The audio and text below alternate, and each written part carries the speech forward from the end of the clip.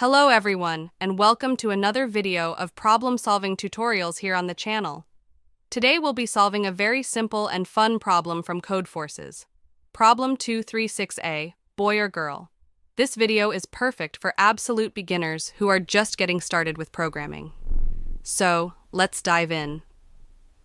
Here's what the problem says. You are given a username, and you need to determine whether this user is a boy or a girl based on the uniqueness of the characters in the name. The rule is simple. If the number of unique characters in the name is even, you print chat with her. If the number of unique characters is odd, you print ignore him, you. Let's break down the problem step by step. First, we need to read the input, which is the username. Then we need to count how many unique characters are in the username.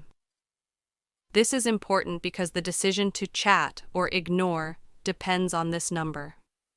Finally, based on whether the number of unique characters is even or odd, we'll print the appropriate message.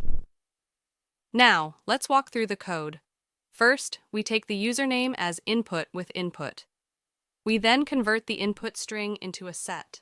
A set in Python automatically removes any duplicate characters, leaving us with only the unique ones. Next, we check the length of this set using len. If the length is even, meaning the number of unique characters is even, we print chat with her, otherwise we print ignore him. Let me explain why this works. In Python, a set is a collection of unique elements, so when we convert the string to a set, it removes all repeated characters.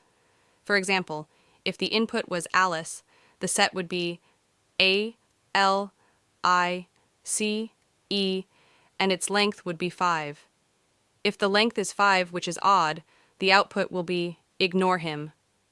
But if the input was Anna, the set would be A, N, with a length of 2, so the output would be chat with her. And that's it! We've solved the problem by simply using a set and checking the number of unique characters. Remember, you can find the code I used in the first comment below.